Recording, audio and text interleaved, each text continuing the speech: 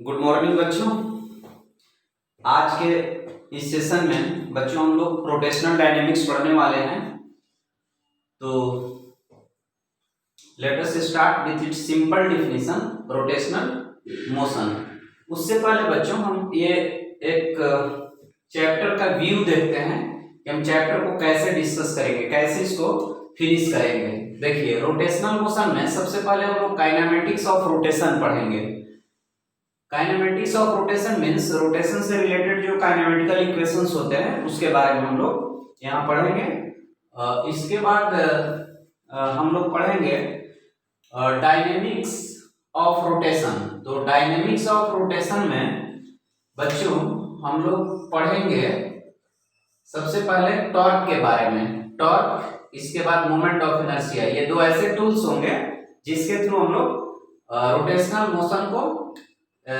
Motion की dynamics को समझेंगे। जैसे ट्रांसलेशनल मोशन में जिस तरह मास रोल प्ले करता है, उसी तरह से रोटेशनल मोशन में मोमेंट ऑफ इनर्शिया का रोल होता है। तो मोमेंट ऑफ इनर्शिया भी किसी रोटेटिंग बॉडी के लिए एक रेसिस्टिव प्रॉपर्टी होता है, सिमिलर लाइक मास। इनर्शिया होता है रोटेटिंग बॉडी का। तो इसके बारे में हम लोग डिस्कस करेंगे।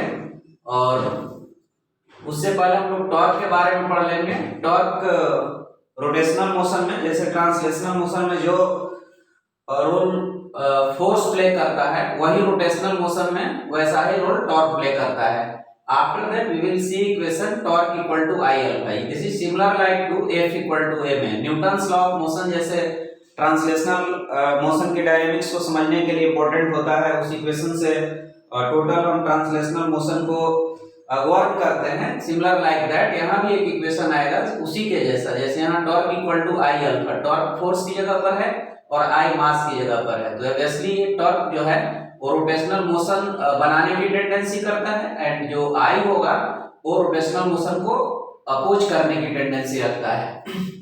उसके बाद बच्चों इतनी बात समझ आने के बाद, उसकी काइनेमेटिक्स को समझ आने के बाद, फिर उसकी डायनेमिक्स से रिलेटेड जो टर्म्स होते हैं, जो रिक्वायरमेंट होती है, torque, moment of inertia and torque equal to I alpha जो इक्वेशन होता है, इसको न्यूटन्स लॉ ऑफ रोटेशन भी बहुत सारे बुक्स में लिखा रहता है। उसके बाद इससे रिलेटेड हम प्रॉब्लम्स करेंगे। प्रॉब्लम्स में इस जो टॉपिक से torque equal to I alpha जो इक्वेशंस है, इससे हमें रिलेटेड बहुत सारे प्रॉब्लम्स करने होते हैं। तो प्रॉब्लम को हम लोग कुछ टाइप में बांट लेंगे, जैसे इक्विलिब्रियम एंड टॉपलिंग से रिलेटेड प्रॉब्लम पहले कर लेंगे। उसके बाद फिक्स्ड एक्सिस रोटेशन से प्रॉब्लम करेंगे। उसके बाद फ्री एक्सिस रोटेशन से प्रॉब्लम करेंगे।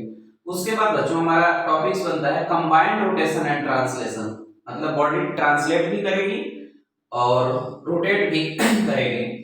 तो ऐसे मोशन को हम कैसे पढ़ेंगे उसके बारे में हम लोग समझेंगे, इसकी काइनेमेटिक्स और इसकी डायनेमिक्स को समझेंगे। फिर उसके बाद लास्ट में हम लोग angular momentum and its conservation principle को कवर करेंगे। ऐसा इसलिए कि कंबाइंड रोटेशन एंड ट्रांसलेशन के केस वाले भी एंगुलर मोमेंटम में पढ़ना होता है, तो हम लोग लास्ट में कवर करेंगे। अगर आप टारगेट के स्टूडेंट हैं, आप नीट या जेईई मेन को प्रिपेयर कर रहे होंगे, तो इस बात को आप ऑलरेडी पढ़ चुके हैं, तो ये समझ रहे होंगे कि हमें कैसे चैप्टर को किस ऑर्डर में सिंक्रोनाइज करना है। तो let's start with its definition rotational motion. What is rotational motion? तो बेटा, जब भी कोई बॉडी रोटेट करती है, जैसे आप लोग देखिए, जैसे ये मान लो ये डिस्क रोटेट करेगा, कोई डिस्क है वो अगर रोटेट करता है तो क्या होगा, आप कंसंट्रेट करो उसके हर पार्टिकल को, वो एक सर्कल डिस्क्राइब करता है। जो भी पार्टिकल है, जैसे मान लो ये डिस्क है, बोर्ड पर मैंने दिखाया है, तो बोर्ड का पॉइंट ए, पॉइंट बी, या और भी अगर कोई बोर्ड पर मैंने जो ये पार्टिकल दिखाया है डिस्क का, ये डिस्क का पार्टिकल ए है और बी है। तो डिस्क जब रोटेट करेगा तो इसका ए पॉइंट, बी पॉइंट या और भी अगर कोई पॉइंट इस डिस्क पर सिचुएटेड है, तो हर पॉइंट क्या करेगा, एक सर्किल डिस्क्राइब करेगा, एक सर्किल में मूव करेगा। जैसे आप किसी फैन को रोटेट करते हुए देखे हैं, सीलिंग फैन को देखे होंगे, तो सीलिंग फैन के आर्क पर situated each and every particle एक सर्किल डिस्क्राइब करती है, और उस सर्किल, सारे सर्किल्स का सेंटर जो होता है उसके हैंडल पर होता है, जो सीलिंग से कनेक्टेड होता है, जो आर्म्स उस पर सारे सर्किल का सेंट्रलाइज करता है।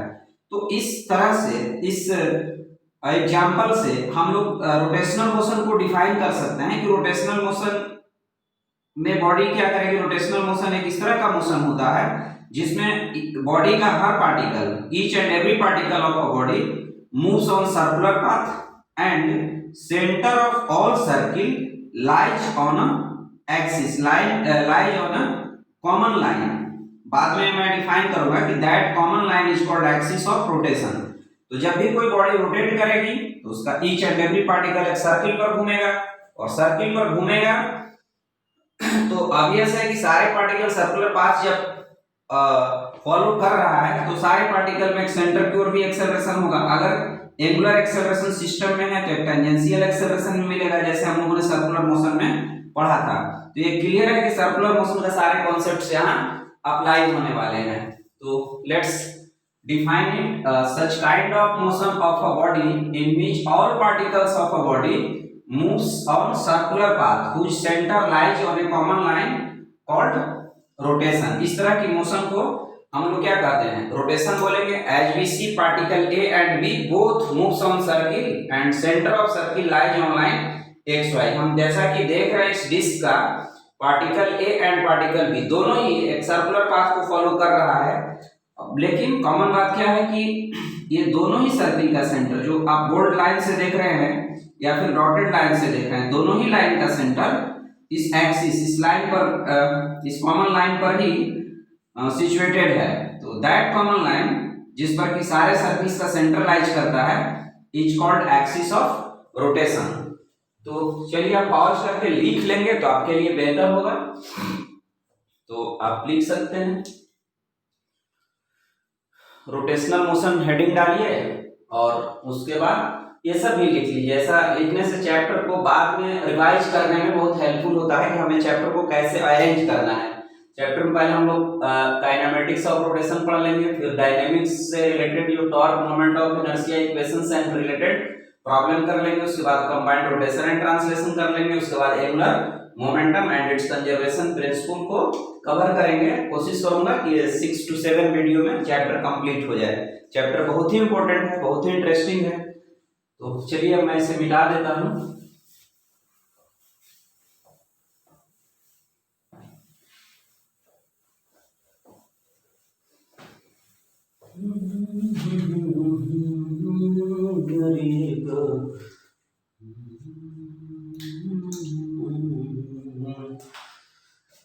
तो बच्चों अब यहाँ जो हम लोग पढ़ने वाले हैं वो रिजिड बॉडी का रोटेशन पढ़ने वाले हैं। तो सबसे पहले हम लोग समझ लेते हैं कि रिजिड बॉडी क्या होता है।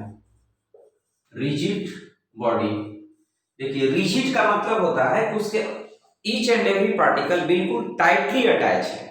जैसे मान लो आप कि एक ये रॉड है ना, ये रॉड है, तो रॉड के केस में अगर ये रॉड रिजिड है, पार्टिकल ए और पार्टिकल बी को आप एज्यूम करो, कभी भी रिजिड बॉडी में दो पॉइंट के बीच का डिस्टेंस चेंज नहीं करेगा।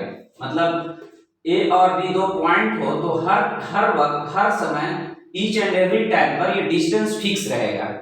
अब ये डिस्टेंस फिक्स रहेगा, इसका क्या कंडीशन है कि कभी भी इन दोनों के लाइन के लॉन्ग, जैसे मान लो ये मोशन कर रहा है और इसकी वेलोसिटी va है और इस पॉइंट की वेलोसिटी vb है, आप सपोज कीजिए इस चीज को, और यहाँ पर एंगल θ1 है और ये एंगल θ2 है। तो अगर ये बॉडी रिजिड है तो ए का, पॉइंट ए का वेलोसिटी बी के रिस्पेक्ट में एल में 0 होगा। जो ये ए और बी को जोड़ने वाली लाइन के अलोंग जो ए का बी के अलोंग वेलोसिटी होगा, ये रिलेटिव वेलोसिटी 0 होगा इस लाइन के अलोंग। ओके ना, नेट रिलेटिव वेलोसिटी हो सकता है बट इस लाइन के अलोंग वेलोसिटी नहीं होगा। अगर मान लो ए की वेलोसिटी, ए अगर देखता है कि बी हमसे दूर या हमारे ओर आ रहा है तो ऑब्वियसली इसके बीच का डिस्टेंस चेंज करेगा, है ना। तो अगर ए और बी दोनों को जोड़ने वाली लाइन के अलोंग दोनों पॉइंट की जो वेलोसिटी होना चाहिए उसका कंपोनेंट इक्वल होना चाहिए। दैट इज कि अगर ये रिजिड बॉडी है तो va cos θ1 should be equal to vb cos θ2। तो ये कंडीशन है। अगर आपको कोई रिजिड बॉडी देता है और उसमें दो पॉइंट को दिखाता है, जैसे मान लीजिए कि ये कोई रिजिड बॉडी है और कोई भी दो पॉइंट दिखा दिया, बोलेगा कि अगर ये कोई रिजिड बॉडी है तो क्या दो पॉइंट की ऐसी वेलोसिटी पॉसिबल है? तो देखिए ये दोनों को जोड़ लीजिए, ये θ1 हो गया, ये VA है, ये VB है और ये θ2 हो गया। तो आप देख रहे हैं कि इस वेलोसिटी का कंपोनेंट इधर जाएगा और इस वेलोसिटी का कंपोनेंट इधर आएगा। तो ये कभी भी तो इक्वल नहीं हो सकता है। दोनों वेलोसिटी का जो दोनों को जोड़ने वाली लाइन के लॉन्ग वेलोसिटी कंपोनेंट होना चाहिए वो by direction and by magnitude both side से बोथ तरह से इक्वल होना चाहिए। ये तो बाय मैग्नीट्यूड मान लो कि हो भी जाता है, VA cos θ1 equal to VB cos θ2 हो ही जाता है, बट डायरेक्शन क्लियरली बोर्ड पर आपको अपोजिट दिख रहा है। तो कभी भी A का वेलोसिटी B के रिस्पेक्ट में इस लाइन के लॉन्ग AB लाइन के लॉन्ग जीरो नहीं होने जा रहा है। तो ऐसी पॉसिबिलिटी नहीं है। अगर ऐसा दिखाया है तो ये जो बॉडी आपको बोर्ड पर दिख रही है, जो इरेगुलर बॉडी है, ये रिजिड बॉडी नहीं हो सकती है। This can not be a rigid body. तो इस तरह का भी कुछ बुक्स में सवाल होते हैं, कुछ बुक्स में क्वेश्चंस होते हैं कि अगर ये रिजिड बॉडी है तो कभी आपको VA VB देकर θ1 देकर θ2 पूछ सकता है, या फिर VA θ1 θ2 देकर के VB पूछ सकता है। तो हमें इस इक्वेशन को अप्लाई करना होगा, VA cos θ1 equal to VB cos θ2। तो इस तरह से इस कंक्लूजन पर हम लोग पहुंच गए कि रिजिड बॉडी को हमें कैसे डिफाइन करना चाहिए। Such type of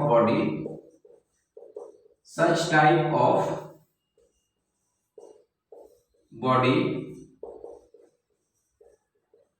in which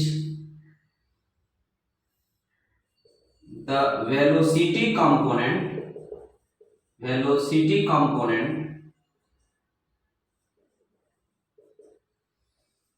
of all particles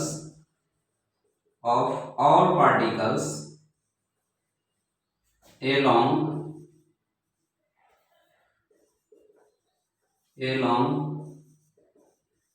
line joining them is equal by magnitude as well as by direction called rigid body। ऐसे बॉडी को हम लोग क्या बोलते हैं? रिजिड बॉडी बोलेंगे।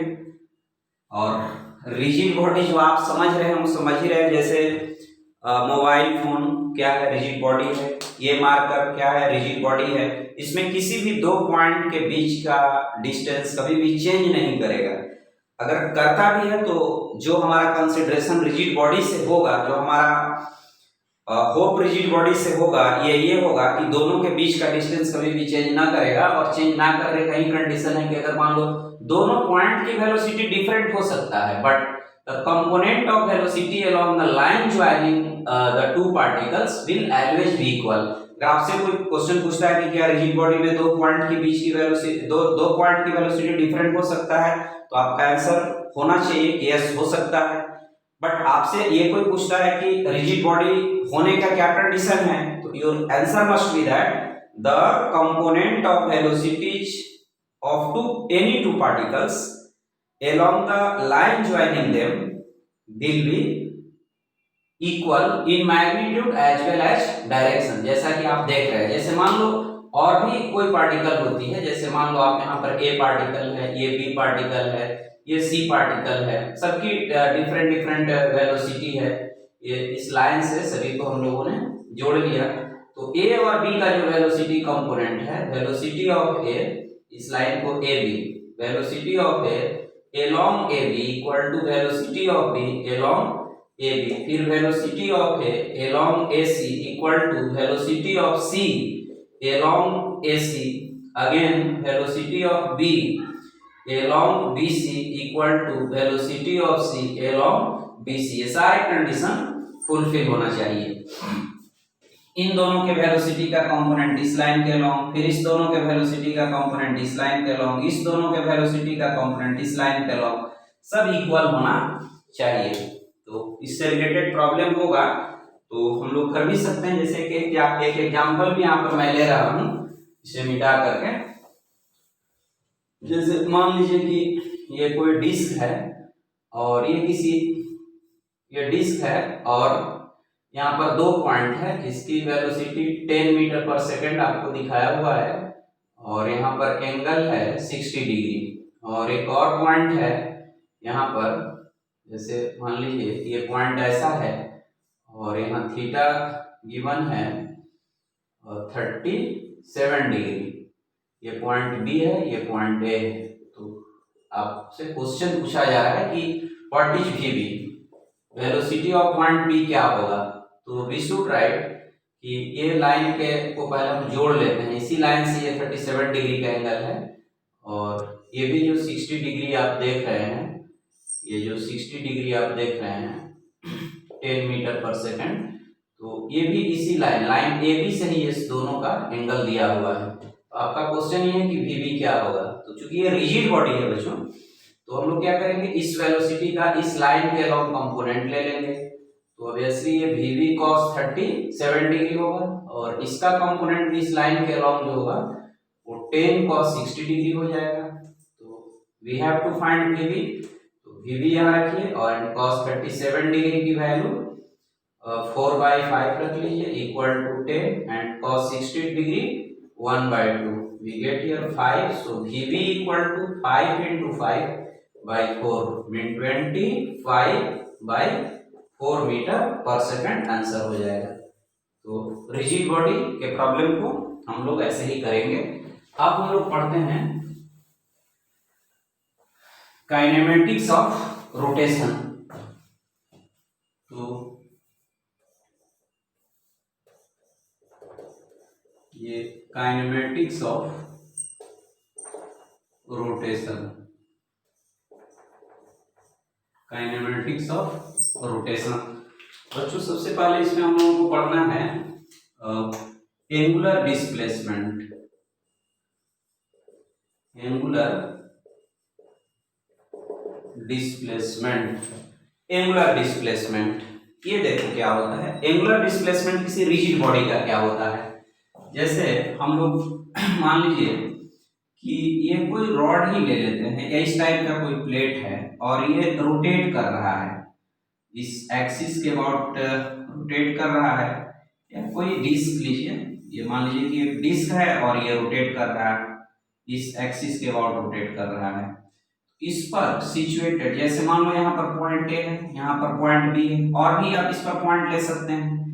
तो अगर ये बॉडी रोटेट करती है तो ए यहाँ जाएगा तो बी भी यहाँ जाएगा, ऐसे रोटेशन होगा। अगर ये बॉडी रोटेट करके ये जो लाइन ओ एंड सी आप देख रहे हैं, ये सी डैश के पास चला जाता है तो ए जाएगा ए डैश के पास, बी जाएगा बी डैश के पास।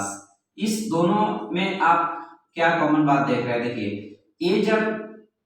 ये जब लाइन यहाँ पर पहुंच गई, जब रोटेशन होगा तो ये लाइन कुछ रोटेट करेगी, कुछ एंगल डिस्क्राइब करेगी। ये एंगल यहाँ पर डिस्क्राइब की, ओके। तो ये जो एंगल है ये इस लाइन पर सिचुएटेड हर पार्टिकल डिस्क्राइब किया। ए डैश के पास गया, बी बी डैश के पास गया, है ना। बट इन दोनों का एंगल जो यहाँ पर बना वो इक्वल बना। हाँ, ये दूरी जो ए डैश दूरी अलग हो गई, बी डैश दूरी अलग हो गई, सी डैश दूरी अलग हो गई। तो कोई लाइन पर सिचुएटेड या कोई एक सिंगल पार्टिकल अगर थीटा से रोटेट करती है ड्यूरिंग रोटेशन, तो each and every particle situated on the body will rotate by the same angle theta. तो in that case we say that body has rotated by theta. मतलब A भी theta से rotate कर गई, B भी theta से, सी भी theta से। और भी अगर कोई पार्टिकल को देखेंगे, अगर मान लीजिए कि यहाँ पर कोई लाइन होती तो उसका भी पार्टिकल थीटा पर रोटेट करता है। Each and every particle situated on the disk will rotate by the same angle theta. That is called the angular displacement of the entire body.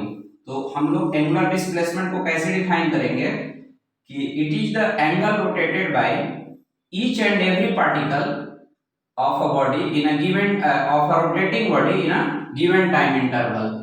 तो so let's define angular displacement कि angular displacement, the angle rotated the angle rotated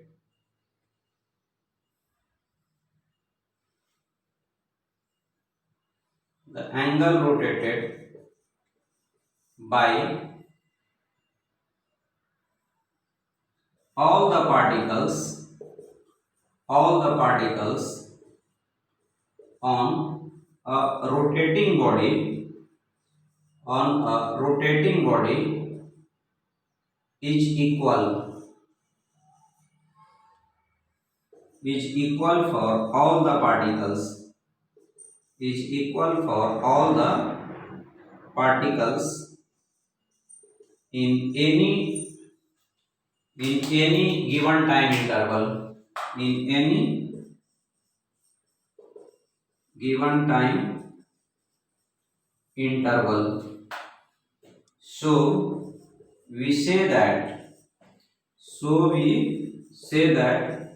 body has rotated by theta, and this is called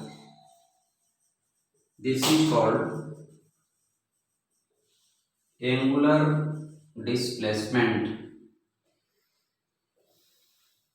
और in short इसको बोल सकते हैं कि यहाँ पर मैं लिख देता हूं कि that is angle rotated by any arbitrary line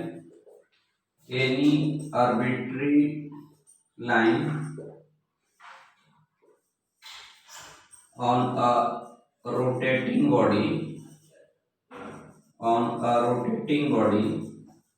called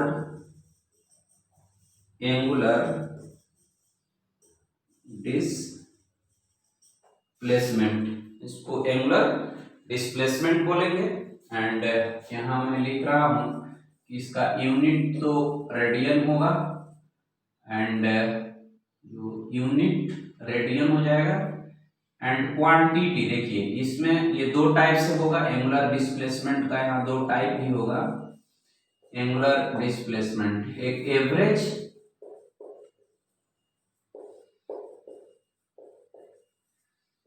angular displacement और एक होगा instantaneous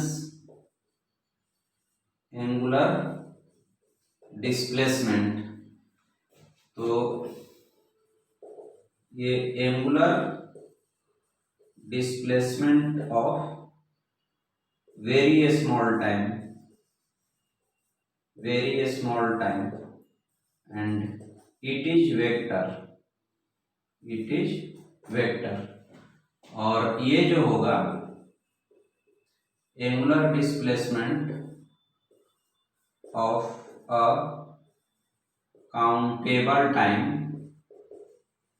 countable large time called average angular displacement or distance, and जो इट इज स्केलर क्वांटिटी। जब ज्यादा एंगुलर डिस्प्लेसमेंट होता है तो स्केलर क्वांटिटी हो जाता है, और इंस्टेंटेनियस जो एंगुलर डिस्प्लेसमेंट होगा, जो छोटा सा एंगुलर डिस्प्लेसमेंट होगा, वो एक वेक्टर क्वांटिटी होगी।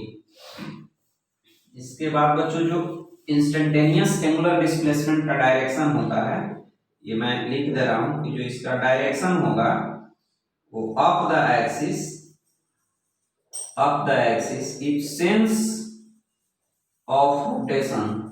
If sense of rotation is anti-clockwise and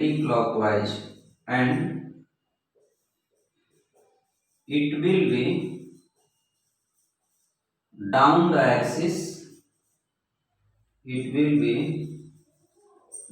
axis if sense of rotation is clockwise। चलिए मैं इसे थोड़ा समझाता हूं कि मैंने क्या लिखा। देखिए अगर मान लीजिए कि ये कोई डिस्क है और ये ऐसे रोटेट कर रही है किसी इंस्टेंट पर, तो जो स्मॉल एंगुलर डिस्प्लेसमेंट होगा, जैसे ये एंटी क्लॉकवाइज सेंस है, एंटी क्लॉकवाइज ये सेंस है, तो ये small angular displacement del theta जो होगा ये अप दी एक्सिस, अगर मान लीजिए एक्स वाई प्लेन है और एक्सिस ऐसे है, इसको एक्स वाई प्लेन, तो ये जेड एक्सिस हो जाएगा, तो एंटी क्लॉकवाइज में ये मूव कर रहा है, सो अप दी एक्सिस हो जाएगा, और इन्हें डाउन द, अगर ये क्लॉकवाइज में रोटेट करता तो डाउन द एक्सिस होता। मतलब हम एंगुलर डिस्प्लेसमेंट को, अगर मान लीजिए कि थीटा से बॉडी रोटेट कर रही है या डेल थीटा से रोटेट कर रही है, तो हम डेल थीटा यहाँ के कैप लगा सकते हैं, और अगर सेंस क्लॉकवाइज होता है तो डेल थीटा को हम लोग vector del theta equal to minus K cap लगाएंगे। तो ये एंगुलर डिस्प्लेसमेंट है और इसका यूनिट रेडियन होगा। इसमें जितना एंगल रोटेट करती है बॉडी किसी टाइम इंटरवल में, that is called angular displacement. तो एंगुलर डिस्प्लेसमेंट हो गया। इसके बाद हम लोग ये डिस्कस कर लिए एंगुलर डिस्प्लेसमेंट। यस, जनरली जो थीटा है, थीटा जितना कोई लाइन रोटेट करता है that is called angular displacement. ये दो तरह का होगा, ये एवरेज एंगुलर डिस्प्लेसमेंट या फिर इसको एंगुलर डिस्टेंस भी बोलते हैं, और एक इसकी टाइप जो होगा इंस्टेंटेनियस एंगुलर डिस्प्लेसमेंट हो जाएगा, एंगुलर डिस्प्लेसमेंट हो जाएगा। इसके बाद हम लोगों को पढ़ना होगा angular velocity, angular velocity. Angular velocity omega हो जाएगा, इसको ओमेगा से डोनेट करते हैं। और एंगुलर वेलोसिटी कैसे लिखेंगे, एंगुलर जो वेलोसिटी का डिफिनीशन होगा, एंगल जो एंगल डिस्क्राइब हुआ उसको टाइम से डिवाइड कर देंगे। जैसे मान लीजिए कि बॉडी पर कोई भी लाइन यहाँ से यहाँ रोटेट करके आ गई, ये डेल थीटा एंगल डिस्क्राइब की, इसमें कुछ टाइम ली होगी, तो एंगल फॉर्म करने का जो रेट होगा वो del theta by del T होगा। जैसे मान लो आप कि ये पाई बाई 2 एंगल डिस्क्राइब हो गया और टाइम इसमें 2 सेकंड लगा, तो हम क्या करेंगे, पाई बाई 2 को 2 से डिवाइड कर देंगे, यानी पाई बाई 4 रेडियन पर सेकंड, इसका एवरेज माने ये रेट हो गया, पर सेकंड इतना एंगल डिस्क्राइब हुआ, इसलिए 2 सेकंड में पाई बाई 2 हो गया।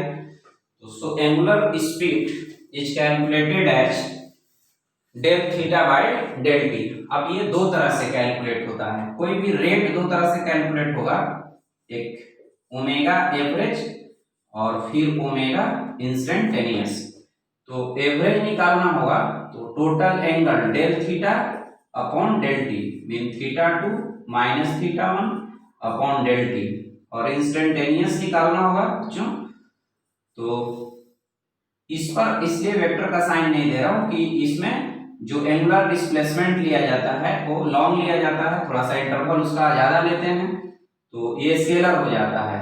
और यहाँ पर del theta upon del T tends 0, तो आप vector D theta by D T भी लिख सकते हैं इसको, यानी थीटा अगर टाइम के फॉर्म में दिया रहेगा तो उसको डिफरेंशिएट कर देंगे, इसमें दोनों पॉइंट पर दोनों टाइम पर थीटा निकालकर डिफरेंस कर लेंगे तो एवरेज एंगुलर डिस्प्लेसमेंट मिल जाएगा, फिर उसको टाइम से हम लोग डिवाइड कर देंगे।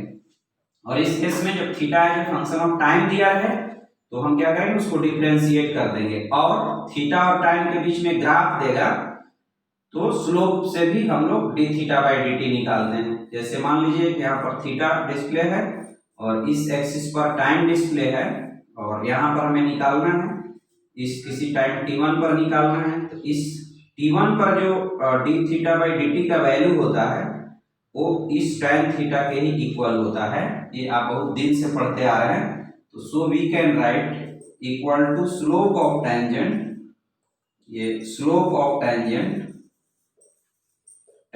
On theta time graph.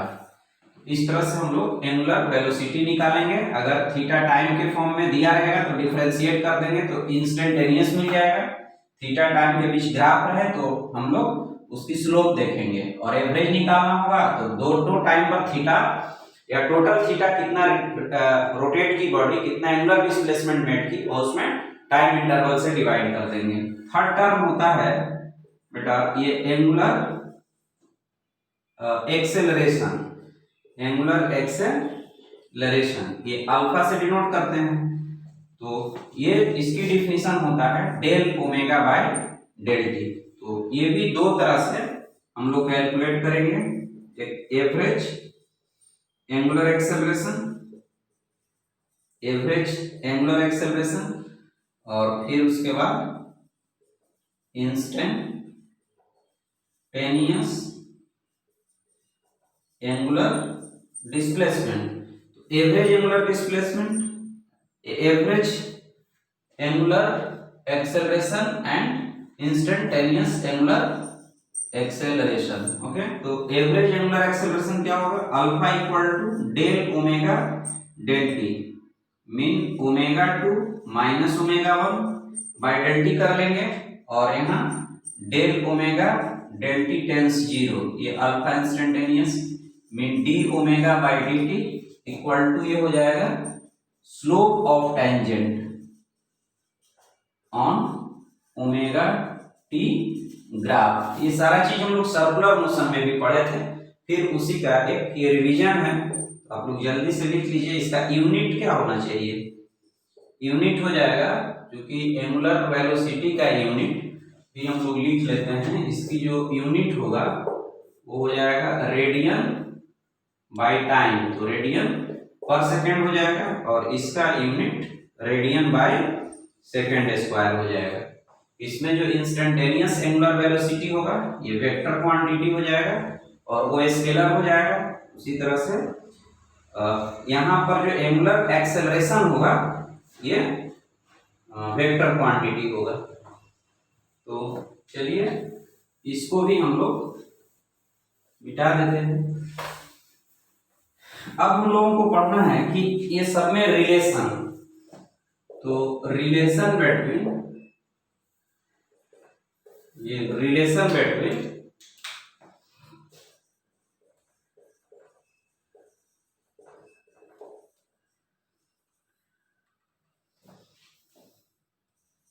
Angular variables. तो आप देख रहे हैं कि alpha equal to D omega D T होगा, तो D omega alpha into D T लिख लेंगे, और डी ओमेगा को इंटीग्रेट करेंगे तो अल्फा डी टी को भी इंटीग्रेट करना होगा।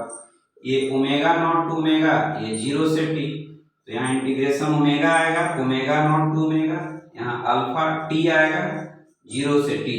अगर अल्फा कांस्टेंट हो तो ऐसा होगा, इफ अल्फा इज कांस्टेंट, यहाँ मैं लिख दे रहा हूँ इक्वल टू कांस्टेंट, मीन हमें जो एंगुलर वेरिएबल में जो रिलेशन लाना है वो पहला रिलेशन होता है omega equal to omega naught plus alpha t, फिर theta equal to omega naught t plus half alpha t square, and इस दोनों से टी को एलिमिनेट करने से ओमेगा स्क्वायर ओमेगा नॉट का square 2 alpha and del theta. ये जो है इसकी एनालॉजी ये v equal to u plus A t, s equal to u t plus half a t square, and v square equal to u square plus 2as से, ये दोनों analogical है एक दूसरे, ये जो इस इक्वेशंस की एनालॉजी इस इक्वेशन से मैच करती है कि जब ट्रांसलेशनल मोशन हम पढ़ते हैं तो v equal to u plus A T, अब यहाँ पर omega equal to omega naught plus alpha T हो जाएगा। ओमेगा एंगुलर वेलोसिटी है, ये लीनियर वेलोसिटी है या ट्रांसलेशनल वेलोसिटी है। ये थीटा इक्वल जो ये एंगुलर डिस्प्लेसमेंट है, यहाँ पर लीनियर डिस्प्लेसमेंट है।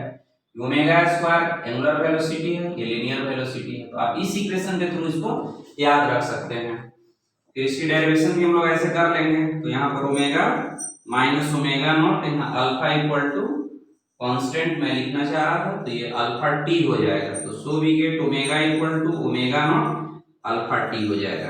अब फिर यहाँ पर ओमेगा को आप d theta by D T equal to omega naught alpha t लिख करके और इंटीग्रेट कर लेंगे omega naught alpha t into D T, तो we get theta equal to omega naught t plus half alpha t square. ये कैसे होगा, d theta का इंटीग्रेशन थीटा हो गया और omega naught D T, omega ये ओमेगा नॉट कांस्टेंट है और डी टी का इंटीग्रेशन टी हो गया, फिर अल्फा टी है तो टी पर पावर 1 है, तो इंटीग्रेशन करते हैं तो टी पावर 1 है तो 1 + 1 बाई 1 + 1 करेंगे तो t²/2 हो जाएगा। So omega naught dt omega naught d हो गया and alpha t into dt alpha t²/2 हो गया। तो इस तरह से हमें इक्वेशन सेकंड वाला इक्वेशन मिल गया, फर्स्ट वाला मिल गया। थर्ड वाला के लिए हम लोग फर्स्ट वाले से टाइम का वैल्यू निकालकर और सेकंड वाले में पुट कर देते हैं। जैसे अब यहाँ लिख सकते हैं from first, that is first हम लोगों ने omega = omega naught plus alpha T को मान लिया है एंड फ्रॉम सेकंड मतलब theta = omega naught t plus half alpha t²।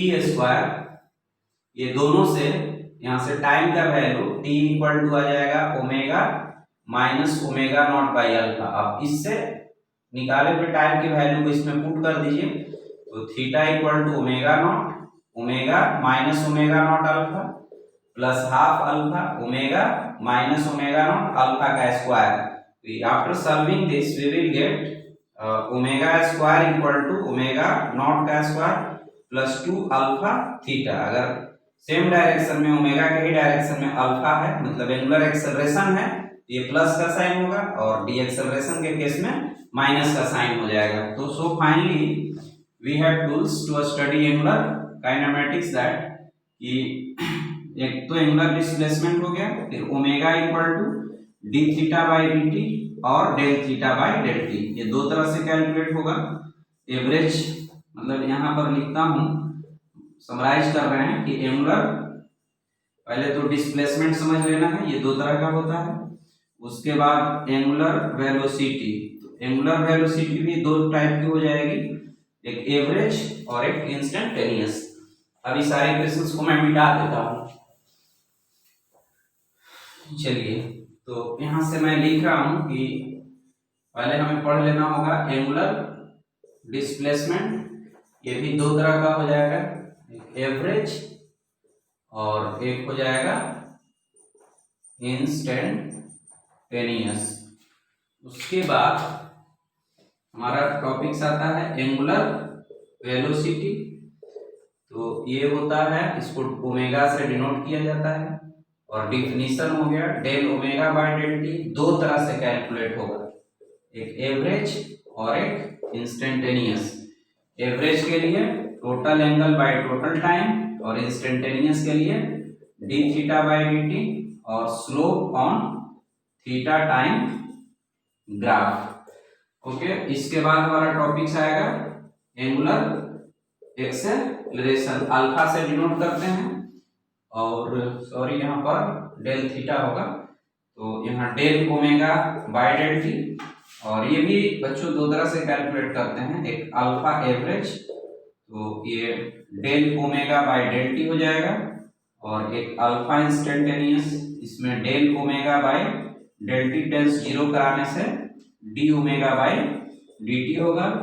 Omega time के फॉर्म में रहेगा तो हम डिफरेंशिएट करेंगे, और ग्राफ रहेगा तो slope of omega time graph कर लेंगे। ओके, इसके बाद इक्वेशंस याद रखेंगे। कांस्टेंट अगर अल्फा है तो omega = omega naught alpha t, जो फाइनल ओमेगा होगा omega naught plus alpha t. फिर theta = omega naught t plus minus रख लेते हैं, अगर डी एक्सेलरेशन होगा तो माइनस का साइन हो जाएगा, अल्फा t² हो जाएगा, and omega square = omega naught का square plus minus 2 alpha del theta. तो ये तीन इक्वेशंस को हम लोग यूज करेंगे। जब अल्फा कांस्टेंट रहता है तो फाइनल ओमेगा बोलेगा, या फिर एंगुलर डिस्प्लेसमेंट निकालने के लिए हमें जरूरत होगी, या फिर एंगुलर डिस्प्लेसमेंट एंगुलर वेलोसिटी, ये सब दे करके इनिशियल वाला कोई फाइनल पूछता है तो इस इक्वेशन को यूज करेंगे। तो ये सब हम लोगों ने पढ़ लिया। उसके बाद बच्चों यहाँ पर ये देखना है कि क्योंकि बॉडी क्या कर रही है, सर्कुलर मोशन कर रही है, तो एक्सेलरेशन ऑफ डिफरेंट पार्टिकल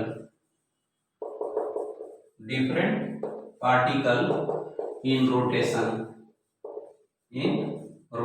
तो देखिए ये कोई बॉडी है, ये रोटेट कर रही है, इसके किसी एक पार्टिकल को कॉन्सेंट्रेट कीजिए, सर्किल में मूव कर रही है, मान लीजिए कि डिस्क ओमेगा से रोटेट कर रहा है, तो मैंने बताया था ना कि एंगुलर वेरिएबल सभी के लिए सेम होगा, एंगुलर डिस्प्लेसमेंट सभी का सेम होगा, सो एंगुलर वेलोसिटी भी सभी का सेम होगा, सभी का एंगुलर एक्सेलरेशन सेम होगा। तो ठीक है, ये सर्किल में जब घूम रही है तो सर्कुलर मोशन वाले कंसेप्ट से इसमें एक एक्सेलरेशन ओमेगा स्क्वायर आर, ये सेंट्रीपिटल एक्सेलरेशन होगा, इसके बाद एक एक्सेलरेशन टेंजेंशियल होगा जिसको हम लोग एटी बोलते थे सर्कुलर मोशन वाले केस में, तो यहाँ एटी अल्फा इंटू आर हो जाएगा। तो आप देख रहे हैं कि डिफरेंट डिफरेंट पॉइंट का जो दूरी अलग अलग होने की वजह से जो न्यूमेरिकल वैल्यू भी सेंट्रीपिटल एक्सेलरेशन या फिर टेंजेंशियल एक्सेलरेशन का होगा वो अलग होगा। तो ऐसे अगर किसी पार्टिकल का एक्सेलरेशन पूछता है तो उस पार्टिकल की दूरी आप एक्सिस ऑफ रोटेशन से देख लीजिए, ओमेगा स्क्वायर इंटू आर, ये सेंट्रीपिटल हो जाएगा जैसा सर्कुलर मोशन में हम लोग करते थे, और टेंजेंशियल अल्फा आर हो जाएगा। तो इसलिए नेट एक्सेलरेशन अगर किसी भी पार्टिकल का लिखना होगा तो ए सेंट्रीपिटल का स्क्वायर करेंगे और फिर ए टेंजेंशियल का स्क्वायर का रूट कर देंगे। एक नेट किसी पार्टिकल पर लगने वाला पूछेगा तो जो नेट एक्सेलरेशन आया m इंटू ए नेट कर देंगे, mean centripetal square centripetal acceleration और टेंजेंशियल एक्सेलरेशन को सम करके और फिर रूट करके ए नेट निकाल लेंगे और फिर मास से उस एलिमेंट्री छोटी सी पार्टिकल के मास से मल्टीप्लाई करेंगे तो किसी पार्टिकल पर लगने वाला नेट फोर्स भी हमें मिल जाएगा। इसके बाद एक और पार्ट होता है इसमें, relation between angular variables and linear variables. जैसे ये relation between angular variables and, अब इसमें लिख लीजिए लीनियर वेरिएबल्स। देखिए जब ये मान लो ये डिस्क है और ये लाइन यहां से रोटेट करके इस पॉइंट पर पहुंची, तो ये जो पॉइंट है इतनी दूरी भी कवर किया साथ में, तो अब ये थीटा जितना ज्यादा होगा ये दूरी भी उतनी ज्यादा होगी। आप लोग जानते होंगे कि इस डिस्टेंस में ए से मान लो ए डैश पर चला गया और इस एंगल में एक रिलेशन होता है, ये आर है, मान लो ये आर है और ये दूरी एस है, तो हम लोग जानते हैं theta equal to S by R आता है। तो सो हम लोग ये लिख सकते हैं कि S equal to theta into R हो जाएगा और D S by D T equal to R into D theta by D T. तो सो इसको हम लोग भी किसको कवर करने का रेट ये हो जाएगा, इसको लीनियर स्पीड बोलेंगे और R and D theta by D T omega जो एंगल डिस्क्राइब करने का रेट है, तो ऐसे रिलेट हो गया। उसी तरह से फर्दर डिफरेंशिएट करेंगे तो R into D omega by D T हो जाएगा, ये टेंजेंशियल एक्सेलरेशन हो गया, ये आर हो गया, अल्फा हो गया। तो इस तरह से टेंजेंशियल एक्सेलरेशन किसी पॉइंट का निकालना होगा तो आर इंटू अल्फा कर देंगे। तो ये रिलेशन है कि theta equal to S by R, ये लीनियर डिस्टेंस हो गया, ये एंगुलर डिस्टेंस हो गया। ठीक है, अब अगर ये इंस्टेंटेनियस होता है तो इंस्टेंटेनियस के केस में जो डेल एस होगा, vector del S equal to होता है vector del theta cross vector R. R जो है तो हम इसको डिफरेंशिएट करते हैं, अगर एक्चुअली इसको नहीं लिखिए, आप डायरेक्ट ये लिखिए कि अगर वेक्टर फॉर्म में ओमेगा दिया हो और हमें अगर इंस्टेंटेनियस एंगुलर डिस्प्लेसमेंट या लीनियर डिस्प्लेसमेंट निकालना होगा या लीनियर वेलोसिटी निकालना होगा, तो ये रिलेशन होता है vector omega cross vector R equal to vector V. तो कभी कभी इस इक्वेशन का भी हम लोग यूज करेंगे, vector V equal to vector omega cross vector R. और ऐसे जनरली मान लो कि ये पॉइंट है और ये ओमेगा से रोटेट कर रहा है, इसकी भी हमें लिखना है, तो डायरेक्ट हम ओमेगा इंटू आर, इतनी कॉम्प्लिकेटेड करके नहीं पढ़ो, आप सीधे पढ़ो कि हमें ओमेगा इंटू आर कर देना है ना। ये जनरली 3D बॉडी में ही ज्यादा एप्लीकेबल होता है, इसमें कोई ज्यादा एप्लीकेशन नहीं है प्लेन बॉडी के लिए, और हमारा ज्यादा कंसर्न जो रोटेशन 2 डायमेंशन में होता है उसी से हमारा कंसर्न है। तो omega equal to V equal to omega into R को ही हम लोग ज्यादातर यूज करेंगे। तो चलिए ये वीडियो को मैं समाप्त करता हूँ। आप एंगुलर आप रोटेशनल मोशन से रिलेटेड काइनेमेटिक्स को समझ चुके होंगे। कल मैं कुछ प्रॉब्लम का दूंगा। Thanks for watching video.